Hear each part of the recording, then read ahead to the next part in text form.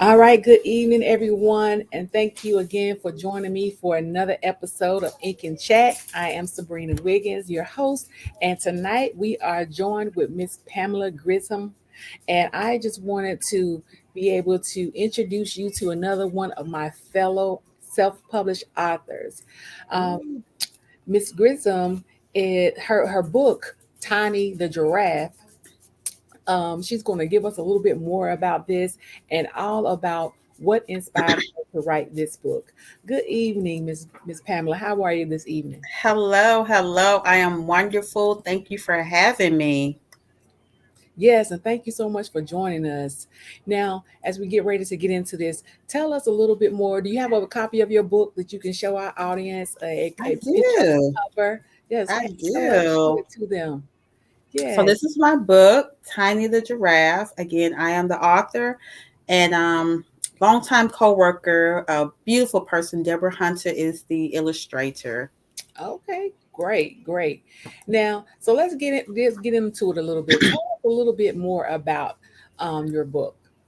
Absolutely. So I originally wrote this book in second grade. There was a contest we had, and we all entered the contest. I won, I think second or third place. And with that, I won like a book. It was published, I guess, a kiddie version back then, and it was put in our school library. But my mom kept a version of it. Um, I never forgot about it, but once she passed away and we were cleaning out her stuff, I found this book and I was like, oh my God. So I was destined to write it, rewrite it, or get it published again. It took me years and years. I kept starting and writing, and then I would put it down, and life would happen. And then um, COVID hit, and I lost my job, lost all my clients, halfway lost my mind, and I had to figure out something to do. I picked up this book again and changed some things around, added some more colorful pictures because back then I was the illustrator. So Okay, I won't okay. show you. I won't show you that book, but I was the illustrator, and Look, so we I all had to. have to start somewhere. We all have to start somewhere. Absolutely. And so I wrote it in 2020, like December 2020, I think. It took me a few months. It was published. As the publisher said, a baby was birthed, and it was beautiful. I cried. It just brought back memories, and the same way I think about this book now is the way I felt back then. And so this book, oh wow, this book is about feelings from an animal's point of view. And Okay. so I am an empath, and I've always cared and loved people. And so I always cared about people's feelings. I didn't know I was an introvert or anything about empathy back in second grade, but I knew I didn't want to see people hurt. And so in this book, it talks about just a bunch of feelings and how we as children have so many different feelings, but we don't really know how to express those feelings. Yeah. And so I wanted to share, like, no matter who we are, what we do, what backgrounds we come from, um, we need to express our feelings, and the people around us need to be able to support and respect our feelings. And that is awesome because, yes, as you said, children have so many feelings. I mean, we as adults have a lot of feelings. So, a lot of times the children have so many feelings and they don't know if it's okay to share. They Absolutely. don't know who they can share them with without fear of feeling like they're going to get in trouble or if they've saying something wrong. So this is Hmm. a great way to really be able to introduce them to talk about their feelings. So that is great. So this inspiration was from a young age that you're writing Yes, perspective from. So that is awesome that you dusted it off and brought it to life again. So that's absolutely. awesome. Thank you. Thank Now, you. what age group would you say that this book is for? Um, I would say maybe five, maybe about 4 to 8.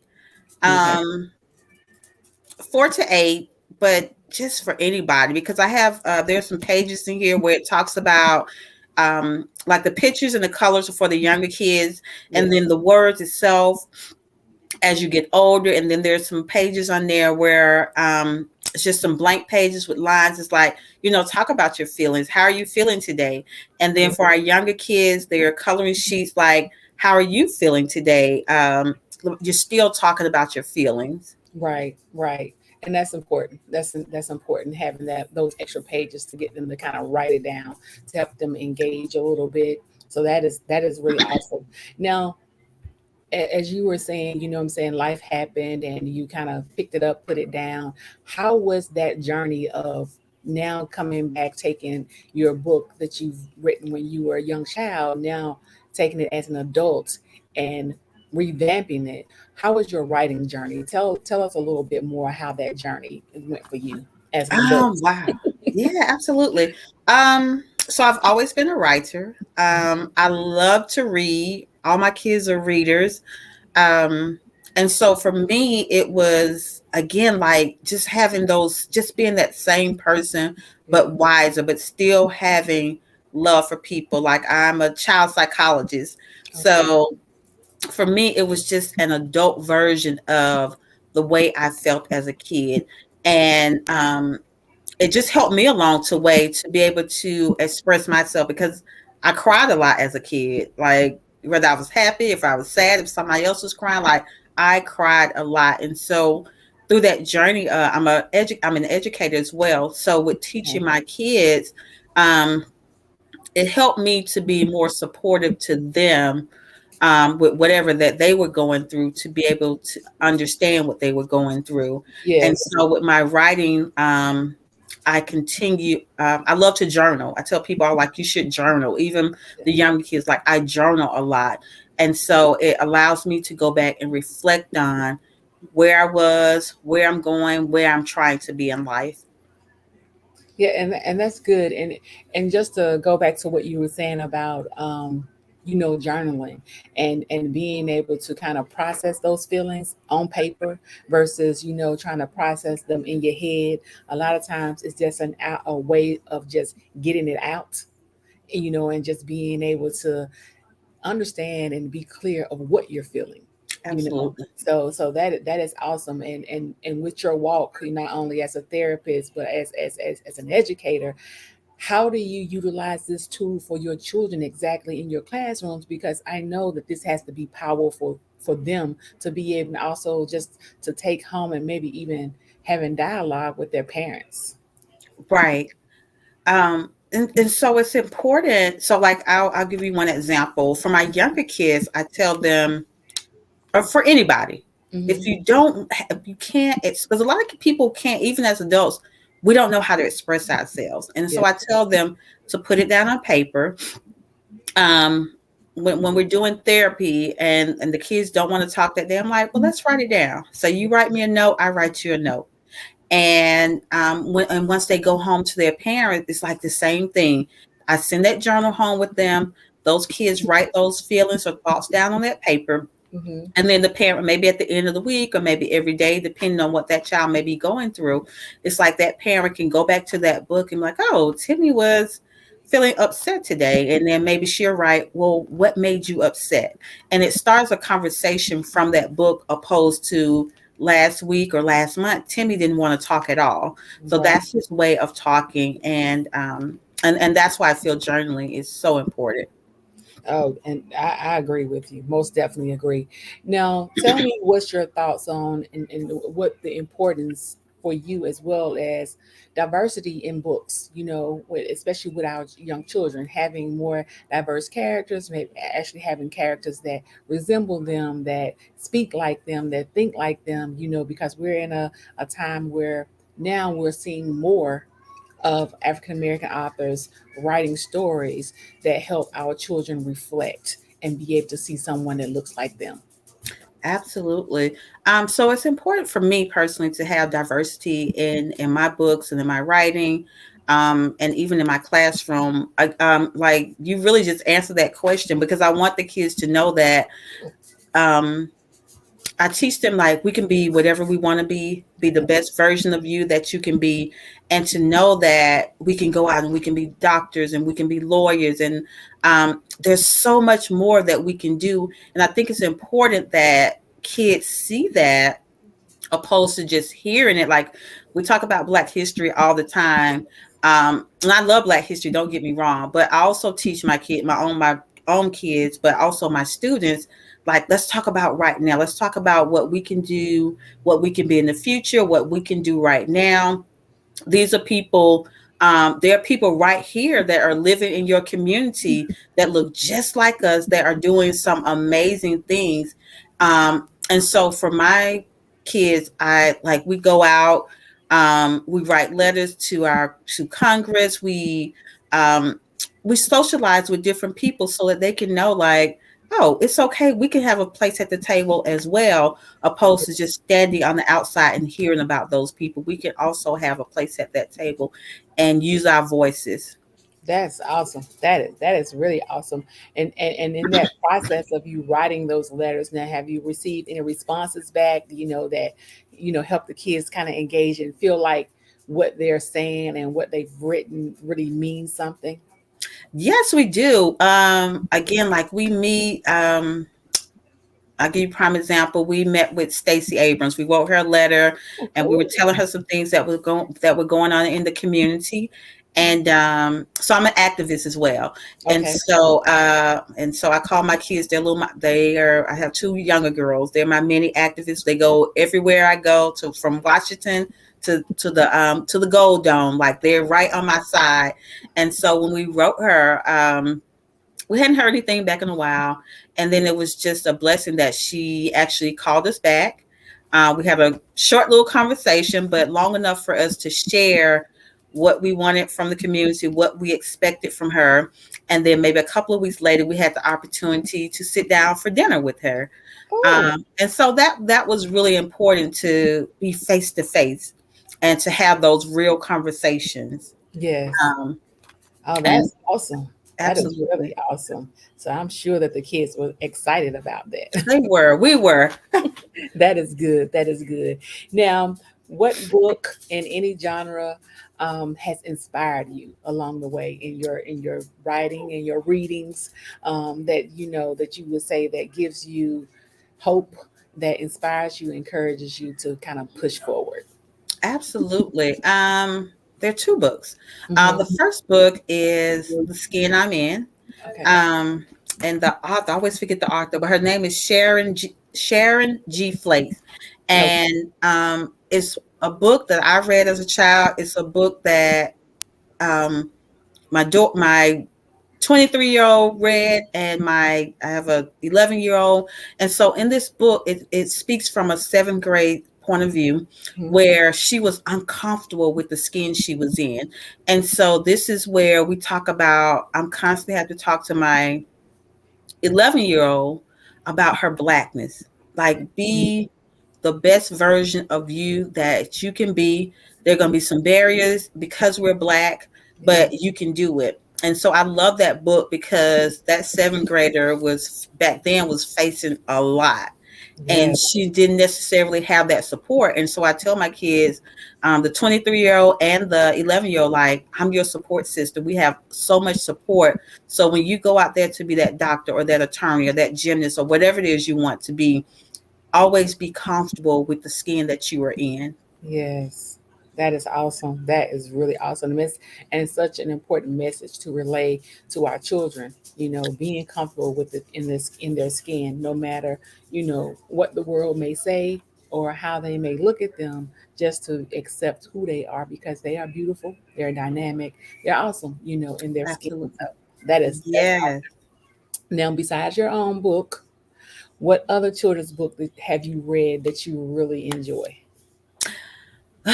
What other children's book? Um, hmm. I would have to say the other children's book I love would, um, hmm. Well, let me say this. It's not necessarily a children's book, Okay. but it is, I'm sorry, it is a book that I recommend to um, my overachievers and young adults. And Okay. that particular book is Think and Grow Rich. And this particular Yes. book is by Napoleon Hill. Hmm. There are several different versions. Um, And I always recommend these books to my older kids because I feel like in life we want so much. And Yes. then again, that's where those barriers come in. Um, and so if you can't be that doctor, that lawyer, that gymnast, then you can go out and build your, you're still building your own dream. You can be an Yes. entrepreneur. Um, and I don't want people to fall back. I've seen so many kids that get discouraged because they want to live their parents' dream or that Yes. family dream, and then you forget about your own dream. And so I love that book because it just teaches you, it gives you the steps to become that entrepreneur that you want to be Yes. if you're not able, and I say if you're not able to be those other things, you can And still be successful in life. yeah, and that's actually a great read to share, with people because we have to have our own identities. No matter what that we grew up with, we have to have our own identity and knowing that we can still be successful in any way, shape, or form, Absolutely. no matter, whether our parents want us to do this over here, but we really want to do something else. We have to make sure that they understand I love you for that, but this is what I truly want to do and not be afraid to kind of live in your truth, you know. Absolutely. Yeah, absolutely. So now, how did self-publishing your book change your maybe your thoughts or your process of the way you write, because this journey is not easy, Right. and it's so many nuances that you have to go through. So as you were writing and trying to publish your book, did that change your thought process in any way on how you have to move forward for your next book? Because I know you got another one, Ninky. I do. I'm actually it did. And so again, thinking back to when I was in second grade, like I remember writing that book. Like I said, I've read a lot. Hmm. So my encyclopedias was the Google, and I would always go to the encyclopedia, always reading, always had an answer. And it was like, you're such a smarty pants. And so when asked to write that book, like it took my friends like weeks and weeks. For me, like it was done the day. Like Yeah. I went home and I jotted that stuff down and I drew those pictures. My mom helped me draw the pictures. And then when we came back the next day, I was like, my book is ready. They was like, no, your book is not ready. I was like, no, my book is ready. And she read through it and I was like, okay. And it was all put together.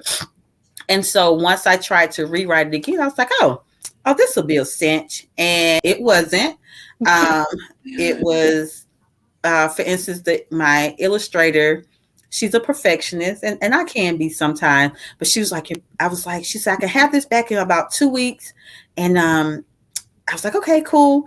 Well, it took months and months because she was like, no, this is not right. I need this to be right. And I'm like, but no, I need this now. And then with the writing part, I wanted to look back over. I wanted to see if I wanted to add some words to it.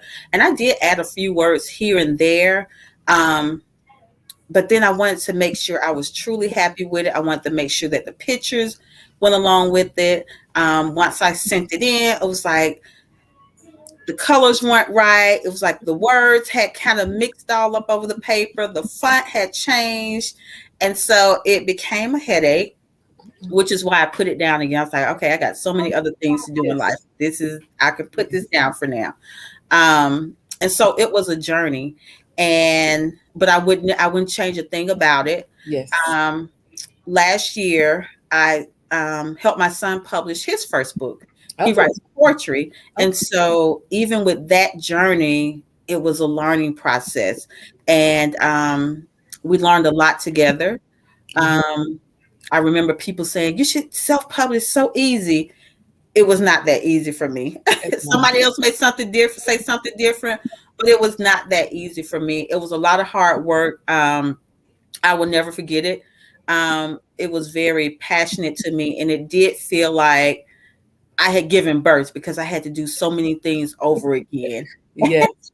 Yes. So It's not a one-stop shop. A lot no. of times people try to make it seem easy when it Hmm. comes to self-publishing, but it's not as easy because it's so many steps that you really need to take, that you need to, start from 1 to 10 or however many steps in between, and you need to understand that you need to go through each and every step. Because if you skip one, the outcome may be a little different if you don't do them all. Absolutely. and it's so important, to just be able to have those, because I'm in a lot of the Facebook groups and things like that, and there's a wealth of information there that really has helped me along the way. So I'm on my third book, but it was trial and error. So I tell anybody in this process of self-publishing, you're always going to be a student.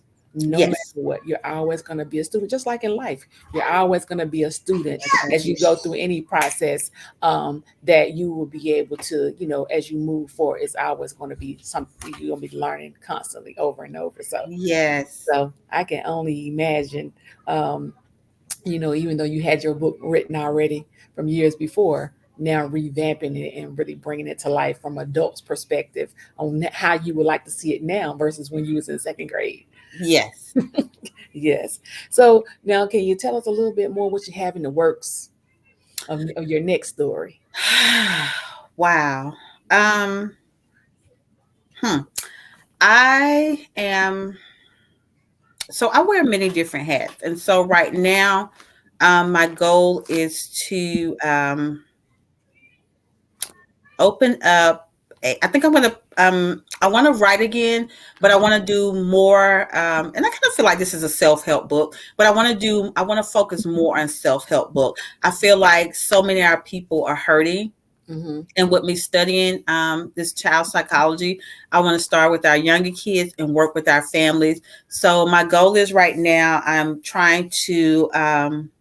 I'm an agriculturalist as well. And so I want to take all that and put that whole little family together and open up a mobile community center. And I want to be able to go to different communities, mostly low income, but wherever people welcome me, and go into these communities and just share a wealth of knowledge. I want to take out books. I want to talk about how we can feed our mind, our body, and our souls. And so with that, I'm going to be doing some recipe books. I'm going to be doing some self-help books and just focusing on our mental health right now. I think that for me, that's so important. Um, Again, there are a lot of people that are hurting right now and they need healing. And I just want to open up the doors to support our people in healing and expressing themselves and sharing their feelings, especially our young Black boys and Yes. men. Yes. Yes. Now tell our listeners the best way to be able to find you, find your book, and how they can support you. Absolutely. I would love again for you guys to support this book. I take probably the majority of the proceeds go towards giving back to the community, and that's with food and um, preparing meals and buying clothes and all that stuff. So I That's really don't have. that's Yeah, awesome. absolutely. Listen, we gotta. God has put that on me to do it, and I believe in being obedient. So that is what I do. I feel like I'm blessed, and that's just mentally blessed. I'm not a millionaire yet, but I am blessed to be able to give back to our community. So I don't have a website yet. We are working on that. But you can reach me if you want to order a book. You just send me an email, and my email is Pamela98@gmail.com. Again, that's Pamela98@gmail.com. Um, my Facebook is just Pamela Grisham, and that's Pamela Grisham, Grisham. And again, just you send me an email, tell me how many books you want to order. I do accept Cash App and PayPal. Once you send me that email, I'll send you the links to those um, payments for you to make a payment, and I mail it to you. I usually get people usually get their books back within 2 weeks, Okay. and yeah, I would love your support. This is 2022, and I'm trying to support the people, so I need you guys to support me so that we can do just that, support each other. Thank you. Yes, most definitely. And again, Pamela's email is Pamela98@gmail.com. And so you can be able to reach out to her that way to get yourself a copy of Tiny the Giraffe. All Um, right. Yes. And again, you guys, I want to say thank you so much to Pamela for joining me and sharing her story and her journey as an author. We all love to be able to hear these self-published stories and just the journey that you've been on and how you are inspiring and helping someone else in the author community as well as in the world. So Absolutely. again, Miss Pamela, thank you so much for joining us tonight. And thank you guys for tuning in for another episode of Ink and Chat. All All right. right. Have a good evening. Thank you. Bye, guys.